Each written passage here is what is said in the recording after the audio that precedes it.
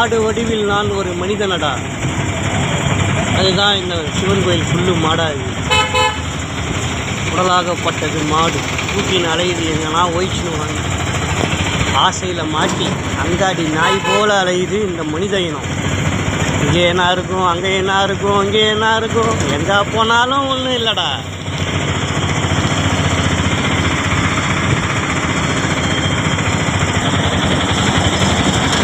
நம்ம ஊரில் எப்பயுமே ஆட்டோ கூட்டம்.